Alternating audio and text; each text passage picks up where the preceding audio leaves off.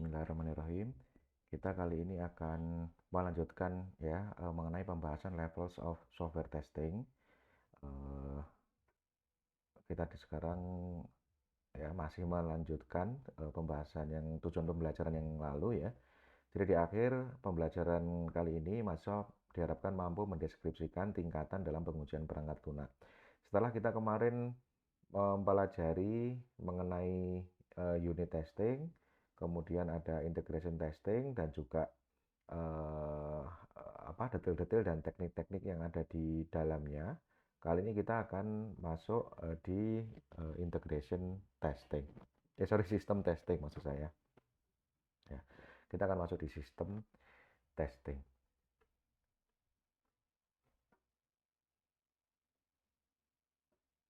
Oke, kita bisa mengingat ya ada level of testing.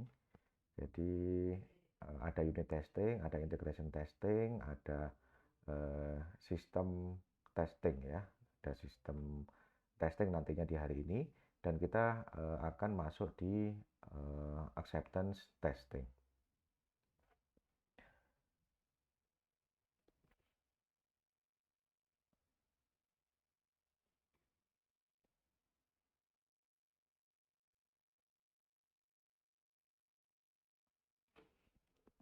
Ya, kita akan masuk di sistem testing ya. Jadi sistem testing ini sebenarnya kita sudah melakukan dari yang lalu ya. Jadi sistem testing ini adalah testing yang menguji keseluruhan sistem. Eh, Kalau kemarin itu kan kita masih di lingkungan development gitu kan ya, lingkungan development. Kalau sistem testing ini sudah melibatkan lagi ya, ada hardware, ada software, dan juga ada komponen-komponen jaringan, komponen-komponen komunikasi data. Nah, tujuan utamanya adalah untuk memverifikasikan eh, requirement ya, jadi requirement yang sudah ditentukan di awal, terus kemudian juga mengidentifikasi defect atau kesalahan-kesalahan yang mungkin muncul. Nah, ada banyak sekali bentuk-bentuk dari sistem testing ya, tetapi yang umum diketahui orang ini adalah yang pertama adalah functional testing ya. Functional testing di sini eh, Anda sudah melakukan ya, kalau functional testing kemarin ada teknik black box, ada teknik white box, ada juga nanti gray box gitu ya. Itu semuanya tujuannya adalah untuk menguji fungsional dari si aplikasi. Ini fungsional tersebut diuji apakah atau berdasarkan dari requirement. Nah, artinya test case yang Anda buat kemarin itu sebenarnya atau ya pastinya juga disesuaikan ya dengan requirement atau dengan kebutuhan. Tapi berhubung kemarin yang buat Anda sendiri, ya ya berarti ya Anda kan sudah tahu ya ini nih nanti sistemnya apa gitu kan ya yang bisa dilakukan atau perlu dilakukan. Itu functional testing. Jadi yang kemarin dilakukan itu termasuk ke functional testing ya. Kemudian yang dilakukan di black box, kemudian ada di white box testing. Kemudian juga tentang non functional testing. Nah, selain juga functional testing, itu ada juga non functional testing. Seperti terjemahannya, ini adalah testing yang menguji sesuatu yang bukan fungsional, di luar fungsional. Atribut-atributnya macam-macam di sini yang nanti akan kita bahas lebih rinci ya. Jadi ada apa saja sih aspek yang ada dalam non functional testing? Itu ada eh, performance, ada response time, ada throughput, ada scalability.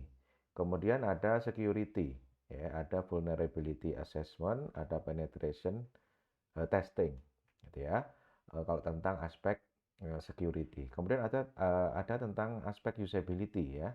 Uh, UI design, kemudian ease of use, kemudian ada reliability, ada juga compatibility. Beberapa diantaranya akan kita bahas di hari ini dari sebenarnya lebih banyak lagi gitu kan ya kalau kita mau menyebut ada non functional testing ataupun menguji aspek kualitas yang ada di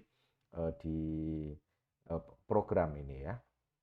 Nah, kemudian ada lagi pengujian yang lain yang umum dilakukan yaitu adalah UI testing ya. UI testing kemarin yang Anda lakukan ada misalkan end to end testing, terus kemudian ada eh, end to end testing artinya dari segi layoutnya ya, yang melibatkan ada elemen-elemen yang Anda inspect elemen gitu kan ya. Nah, itu elemen-elemennya juga ada itu termasuk juga ya, ada UI testingnya juga di situ kan ya.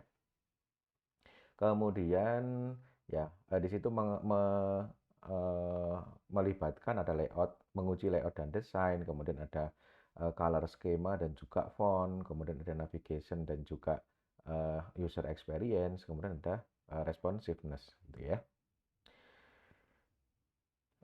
Kemudian yang keempat yang juga sangat umum dilakukan itu adalah ada usability testing. Walaupun ini merupakan salah satu bentuk non-functional testing sebenarnya ya, tapi ya sedemikian besarnya cakupannya atau urgensinya, maka usability testing itu ya sangat umum sekali gitu kan ya dilakukan gitu ya, di samping dengan non-functional testing yang lain. Tujuan utamanya adalah menguji ya atau mengetahui seberapa mudah atau bagaimana experience dari si pengguna. Nah, ya, cara ataupun beberapa teknik yang digunakan untuk menguji usability itu diantaranya ada heuristic evaluation, ada juga cognitive walkthrough, ada juga user testing. Berbeda-beda caranya gitu kan ya. Kalau heuristic evaluation ini menggunakan atau semacam inspeksi gitu kan ya, tetapi di dalam prinsip-prinsip yang sudah ada pakemnya gitu ya. Contoh misalkan ada Nielsen 10 usability heuristic, ada Schneiderman 8 golden rule gitu ya. Itu itu berarti dievaluasinya pakai rules tersebut atau pakai prinsip-prinsip tersebut. Kemudian ada cognitive walkthrough. Nah, ini jadi penggunanya menjalankan atau menavigasikan sistem, terus kemudian dia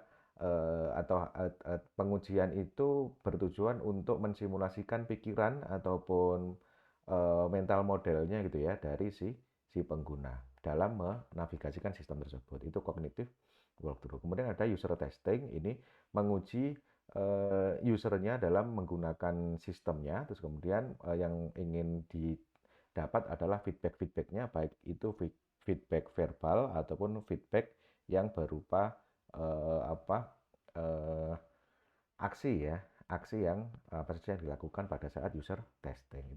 Itu beberapa teknik diantaranya ya yang bisa didalami dalam usability testing. Nah, kemudian kita akan masuk di non-functional testing teknik ya. Jadi dalam non-functional testing teknik ini ini agak sedikit berbeda memang ya, atau bukan sedikit berbeda ya, pandangan apa namanya, pendekatannya berbeda daripada yang functional testing gitu ya.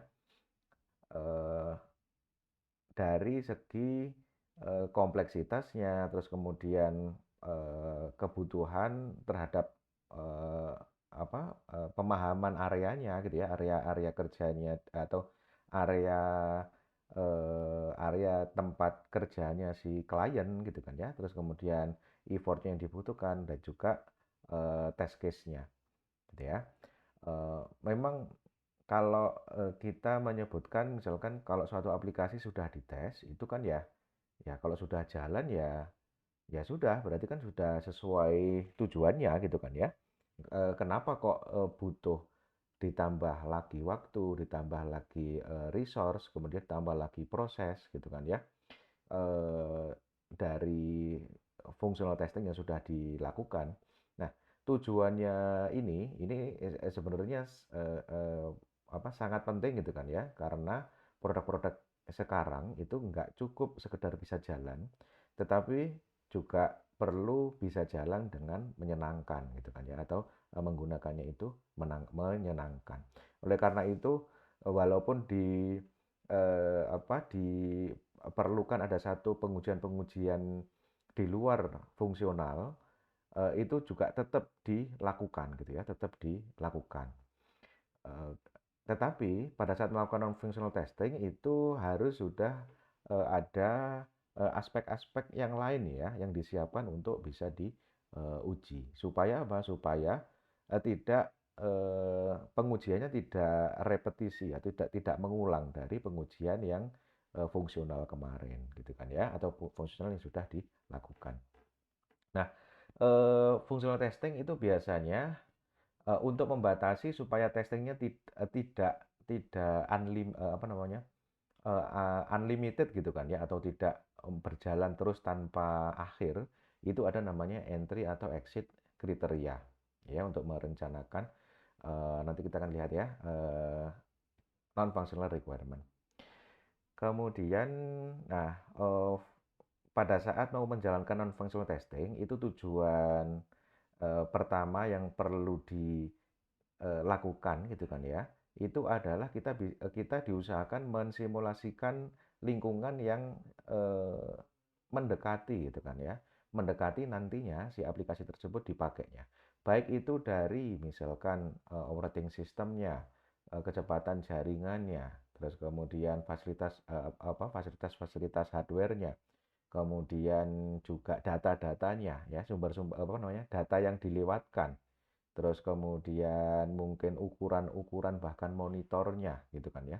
Itu, ditangkap gitu kan ya. Ditangkap artinya diketahui dulu terus kemudian baru setting di lingkungan pengujian, yang akan kita lakukan gitu ya. Jadi sampai tes datanya juga, kita minta ya, data-data yang biasanya dimasukkan itu bagaimana sih gitu kan ya. Itu sampai kita, minta begitu untuk menguji non functional requirement gitu ya. Eee, nah, tadi disebutkan ada supaya nggak berkepanjangan gitu ya mengujinya, non-functional requirement. Karena non-functional requirement itu kan tidak seperti fungsional ya. Kalau fungsional itu, jalan-jalan, tidak-tidak gitu kan ya, secara gampangnya ya, berhasil-berhasil, gagal-gagal. Nah, kalau, tentang kualitas atau tentang non-fungsional itu bisa, berkepanjangan ya kalau ndak ada kita, tentukan, apa, kapan ini, bisa berhenti gitu kan ya, kapan bisa berhenti. Nah, di sini dikenal ada entry kriteria, ada, exit kriteria gitu ya.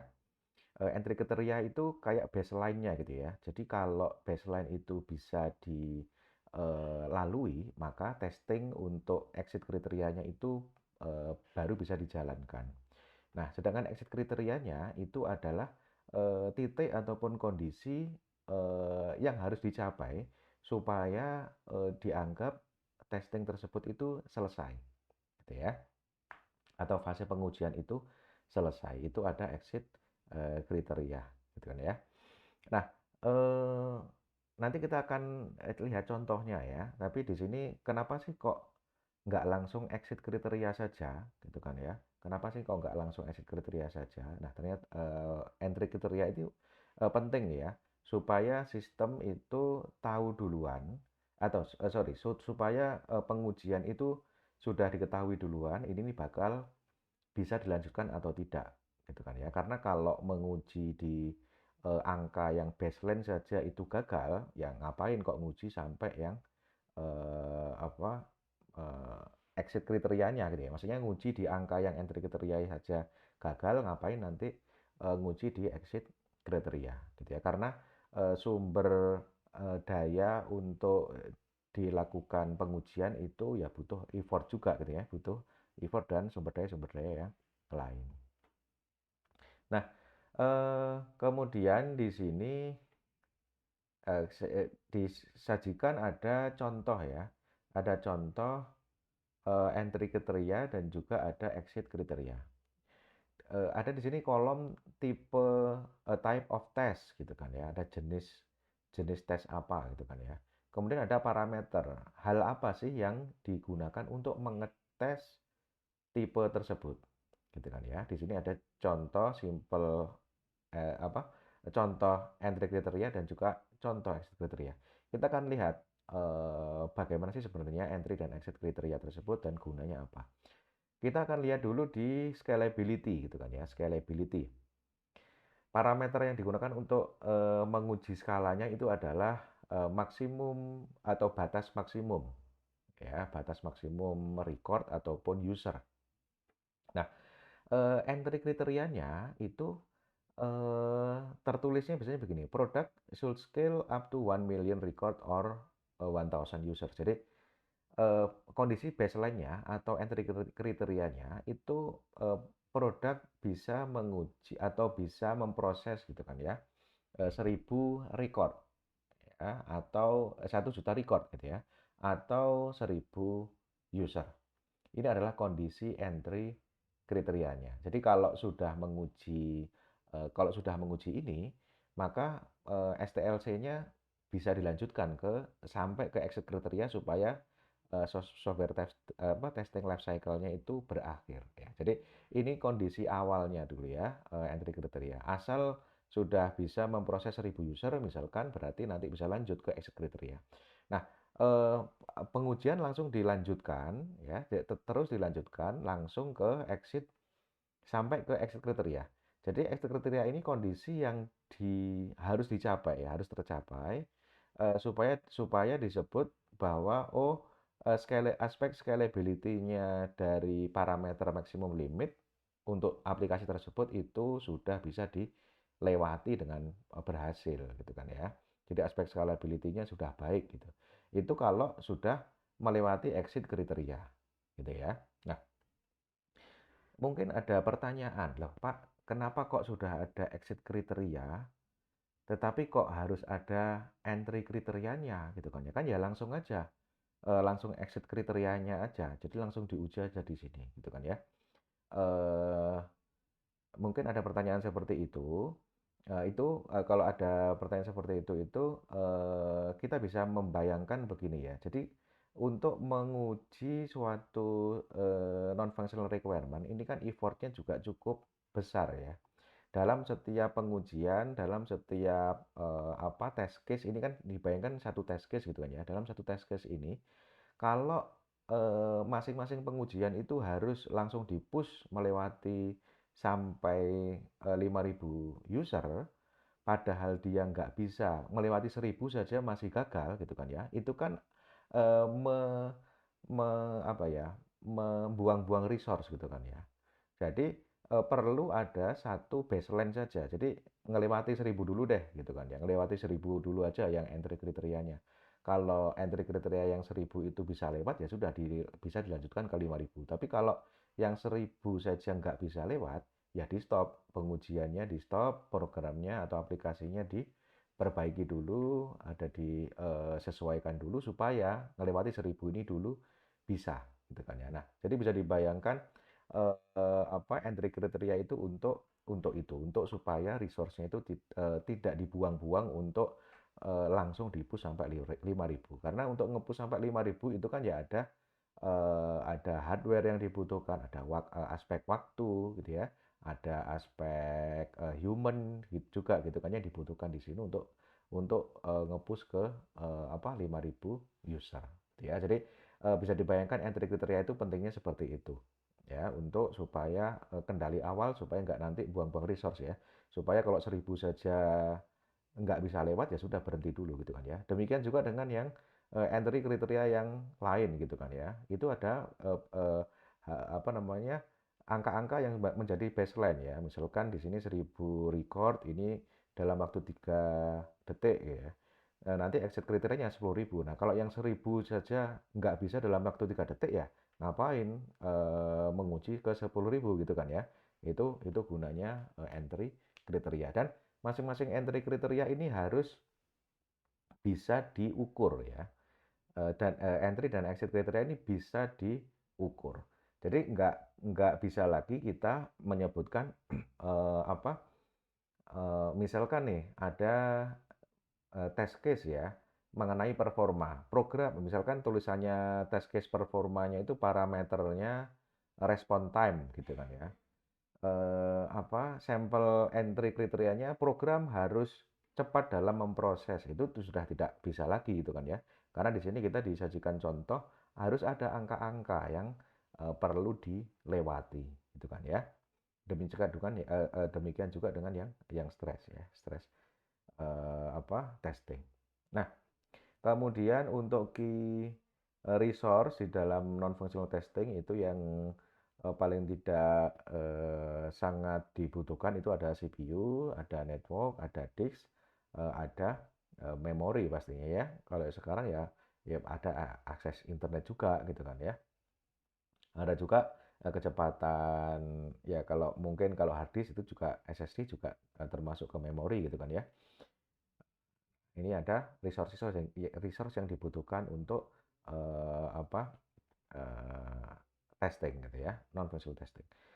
Kemudian di sini kita akan masuk ke jenis testing yang pertama gitu kan ya, ada scalability testing.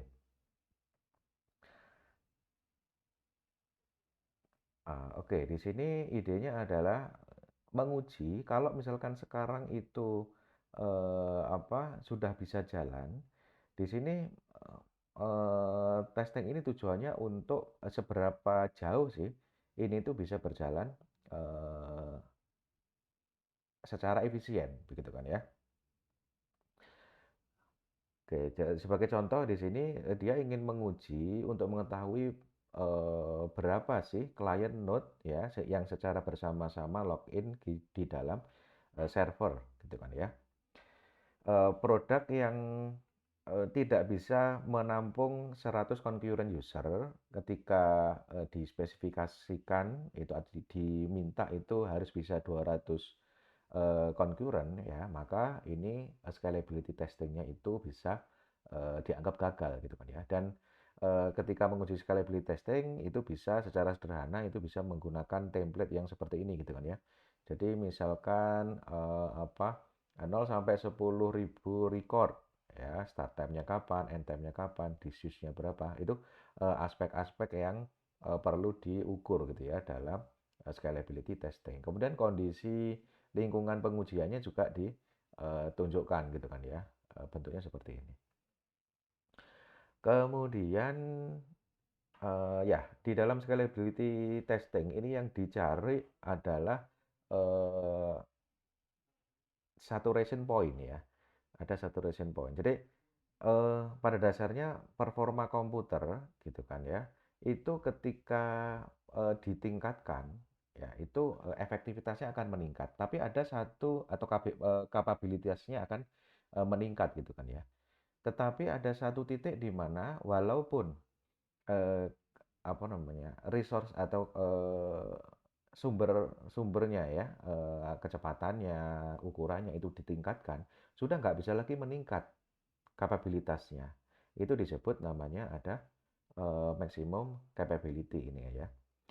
Jadi ada namanya scalability parameter. Jadi walaupun ini sudah ditingkatkan, tapi sudah nggak bisa lagi eh, apa walaupun resource-nya sudah ditingkatkan, sudah nggak bisa lagi meningkat kecepatannya atau outputnya. Ya itu kita mencoba cari kira-kira yang scalability parameternya itu di angka berapa, gitu ya. Itu scalability testing. Di sini ada apa? Teori gitu kan ya. Ada teori yang menyebutkan bahwa kalau resource-nya itu di tingkat CPU-nya ya, maksudnya CPU-nya ditingkatkan 50%, CPU-nya itu dilipat gandakan atau misalkan kalau yang semula 2 Gbps gitu kan ya, ditingkatkan jadi 4 Gbps itu scalability-nya harusnya meningkat 50%. Kalau yang ditingkatkan itu memori harusnya meningkat 40%. Kalau yang ditingkatkan itu network interface-nya itu 30%. Kalau yang ditingkatkan itu I/O bandwidth-nya itu 50%. Ini teori teori yang memandu pelipat gandaan resource tadi ya, supaya untuk bisa mencapai poin scalability itu secepat mungkin gitu kan ya, supaya cepat ketemu untuk maksimum capability-nya. Nah ini ada scalability testing, kemudian ada reliability testing ya, ada reliability testing. Kalau diterjemahkan itu keandalan gitu kan ya, keandalan atau keterandalan, itu reliability testing. Di sini ya, tujuannya adalah untuk mengetahui apakah suatu software ini, ketika dia berada pada lingkungan ya, lingkungan yang diharapkan, itu tetap bisa bekerja gitu kan ya, dalam satu waktu tertentu atau dalam satu rentang waktu tertentu tanpa ada penurunan kualitas, gitu ya. Jadi misalkan, apakah aplikasinya itu bisa jalan dalam misalkan 10.000 jam tanpa ada error, gitu kan ya. Itu untuk mengukur reliability, gitu kan ya. Eh, nah, untuk menguji apakah dalam 10.000 jam itu dia nggak ada error, itu kan sudah pasti eh, datanya kan di sepanjang waktu tersebut itu kan ya harus dimasukkan terus ya. Sedangkan nggak mungkin orang itu harus standby terus 10.000 jam untuk ngeklik mengoperasikan aplikasinya. Oleh karena itu ada teknik-teknik reliability testing yang dia itu melibatkan datanya itu di-generate, prosesnya itu disimulasikan, waktunya itu seperti disimulasikan gitu kan ya, dalam 10.000 jam ya, dalam 10.000 jam itu disimulasikan gitu ya. Jadi sudah effort manusianya sudah berkurang gitu kan ya. Tujuan utamanya apa? Untuk mengetahui apakah apa namanya, oh ya, syaratnya untuk bisa melakukan reliability testing itu adalah kondisinya dari lingkungan itu tetap terjaga, tidak berubah-ubah, dan juga tes datanya itu tetap konstan gitu ya. Itu reliability testing. Contoh reliability testing tadi kan, yang pertama tadi kan, apakah suatu aplikasi itu bisa jalan tanpa error dengan fungsi yang normal itu dalam ketika dia dijalankan 10.000 jam gitu kan ya, non-stop gitu misalkan. Itu contoh seperti itu. Contoh yang lain lagi misalkan kita mau membuat operational profile gitu ya untuk penggunaan browser yang sehari-hari gitu kan ya. Kita mendesain 50 test case ya, 50 test case penggunaan browser sehari-hari ya. Terus kemudian kita kita uji gitu kan ya, kita uji di 50 test case yang biasa dilakukan orang tersebut itu kita uji terus ya, di dalam aplikasi yang sedang diuji reliability-nya gitu ya. Ini itu tadi ya, harapannya sama dengan rentang waktu tertentu, performa yang diharapkan dalam satu aplikasi itu apakah menurun atau tidak. Jadi di sini ada aspek eh, apa fungsionalnya atau dia itu berjalan normal, dan juga ada aspek rentang waktunya. Ini reliability. Kemudian ada stress testing ya. Stress testing seperti juga terjemahannya ya. Ini menguji sampai dia itu kondisinya stres ya. Kalau kondisinya normal saja seperti dalam waktu tertentu seperti yang reliability tadi, itu kan nggak ada stresnya ya. Cuma elemennya yang perlu diketahui itu elemen apakah dia sepanjang waktu itu tidak menurun gitu kan ya itu. Nah, kalau yang stres ini memang sengaja di-push gitu kan ya, sengaja di-push di luar kondisi normalnya. Ya, di luar batasan normalnya. Jadi tujuannya adalah apakah si aplikasi tersebut dalam kondisi yang ekstrim itu tetap apakah ada penurunan atau tidak gitu kan ya. Oke, tetapi ya kita nanti akan lihat ya, ya walaupun kalau mau stress testing, tapi ya juga waktunya ya jangan lama-lama gitu kan ya. Jadi jangan menggabungkan stress testing tapi reliability gitu kan ya. Waktunya juga lama, stresnya juga ditambahi sampai kondisinya stres, nggak berbeda gitu kan ya.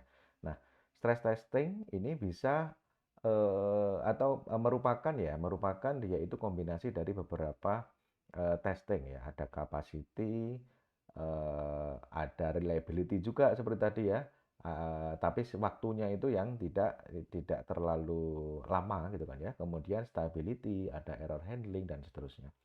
Jadi stress testing ini kombinasi ya. Jadi teknik-teknik yang digunakan untuk mengevaluasi software ketika stres itu ada banyak ya, variasi-variasinya banyak. Nah, kalau sebagai ilustrasi di sini ya,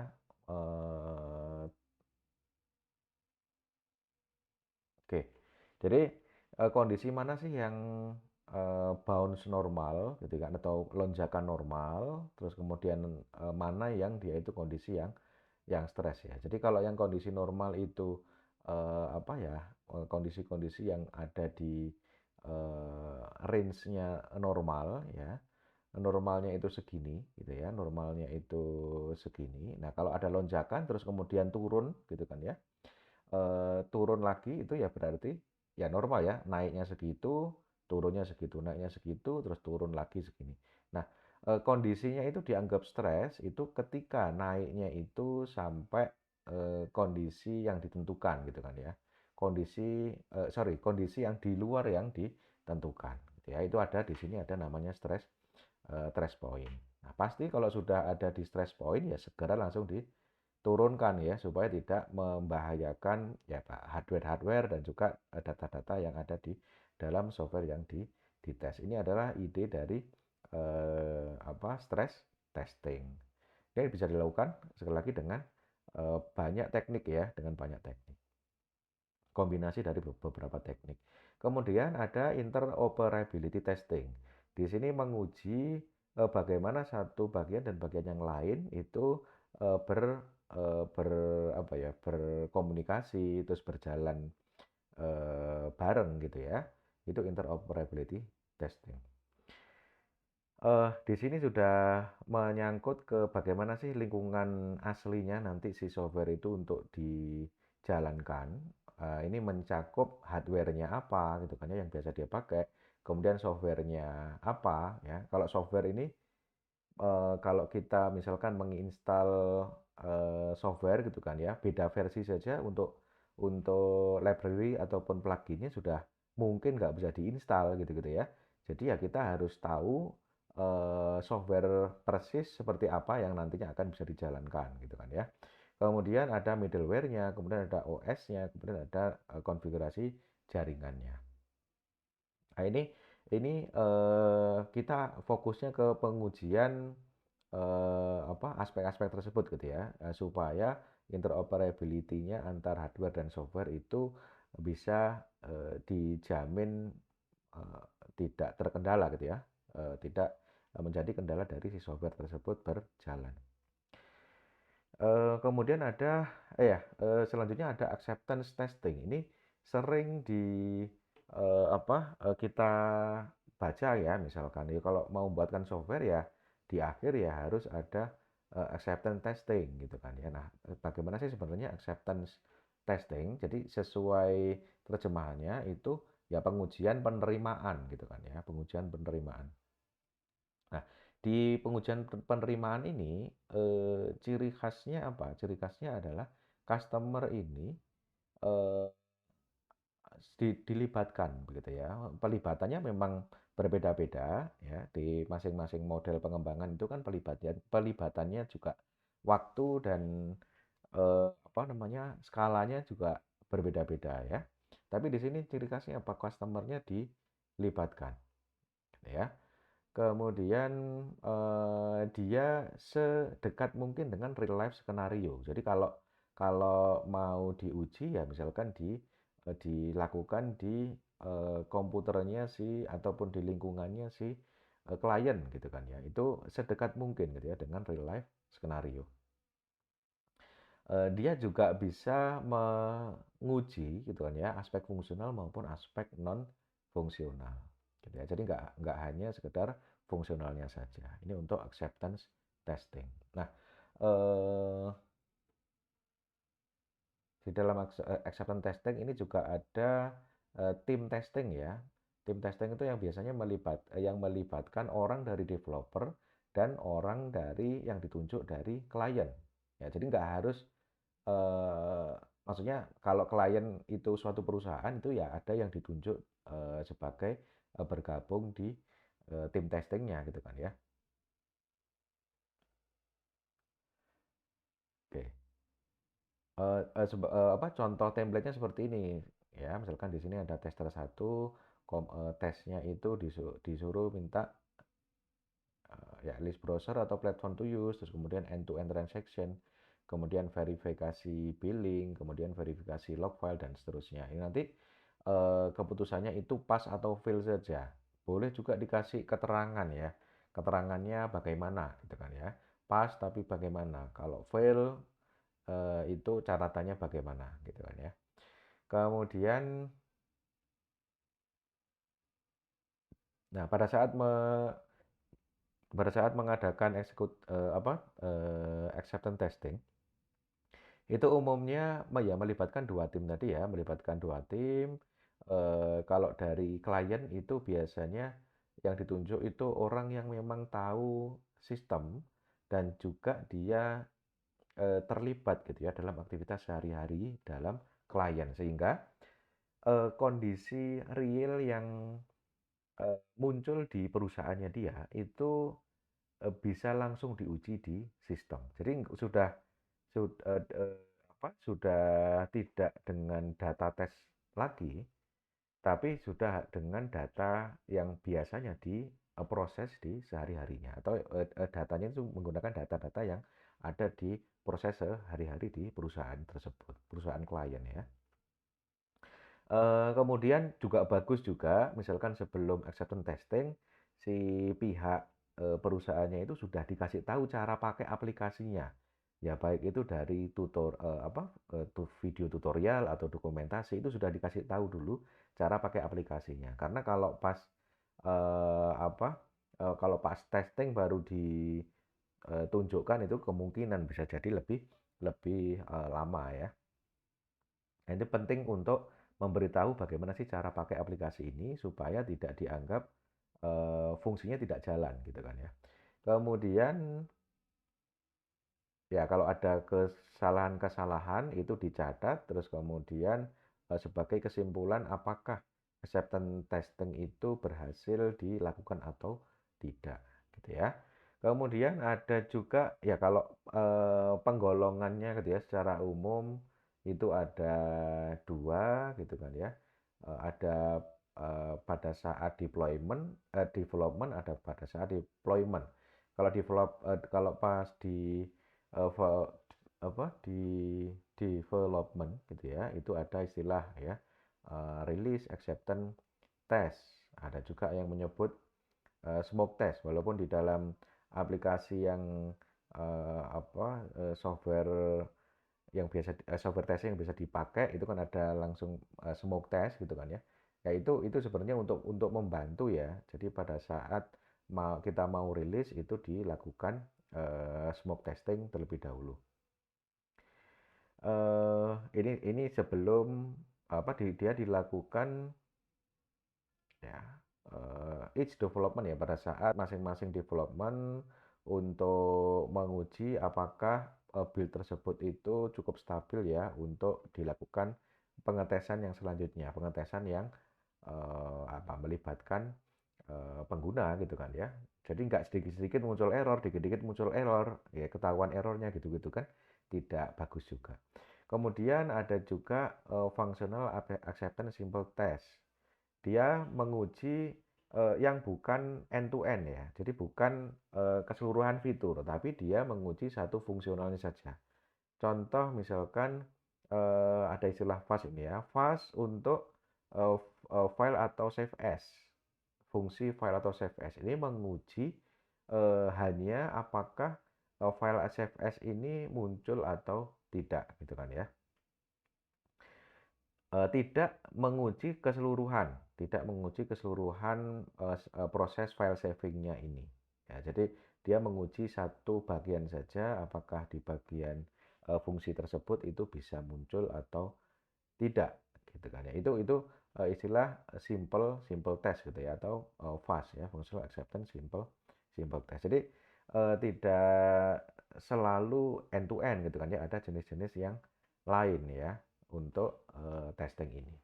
Kemudian, nah di sini ada deployment acceptance testing ya. Jadi untuk testing yang ketika itu sudah diinstal di lokasinya si pengguna, dia menggunakan lingkungan pengujiannya si pengguna asli ya. Terus kemudian ya diuji gitu kan ya, diuji. Nah, eh, ketika kita menginstal aplikasi apa maksudnya kita melakukan acceptance testing yang dideploy di lingkungannya klien, itu kan ada beberapa kondisi yang mungkin muncul ya. Jadi mungkin sistem di sana itu sudah ada, sistem yang menangani proses tersebut itu di sana sudah ada, dan sistem kita itu hanya atau sebagai update-nya gitu kan ya, eh, update-nya. Nah, ini ada misalkan nih ada critical application yang ada di dalam lingkungan sana ini mau diganti dengan sistem kita, itu bisa apa ya bisa bisa dilakukan beberapa fase ya. Jadi yang pertama dilakukan acceptance testing tanpa tanpa apa ya tanpa tanpa melibatkan dengan sistem yang sudah ada, ya sudah jalan sendiri-sendiri gitu kan ya. Di sini testing ya testing sendiri, di sana sistem tetap dipakai. Terus kemudian fase yang kedua ini paralel testing ya. Jadi kalau sudah tahap fase satu sudah terlalui dengan bagus, dilakukan fase yang kedua ini ada paralel testing. Tapi di sini untuk sistem yang sudah ada ini sebagai apa main sistemnya, terus kemudian yang sistem kedua ini ada offline system gitu ya. Kemudian baru di switch ya, baru di switch. Kalau yang baru itu sebagai sistem main, kalau yang di sistem yang lama diubah menjadi offline system gitu ya. Ini eh, jenis-jenis gitu ya dari pengujian yang terakhir ya, yaitu user acceptance test. Tentu saja di dalam UAT sebenarnya format format apa format template-nya itu tidak ada yang baku ya, tidak ada yang baku, tetapi ya di dalam UAT itu kita bisa punya pegangan. Yang penting pengguna itu bisa eh, apa ya menentukan ya dia itu accept atau tidak dengan fitur-fitur yang kita berikan. Itu tujuan utama dari apa acceptance testing. Dan ini apa akhir dari slide ini ya, saya ucapkan terima kasih untuk perhatiannya. Selanjutnya kita akan lanjutkan dengan sesi tanya jawab.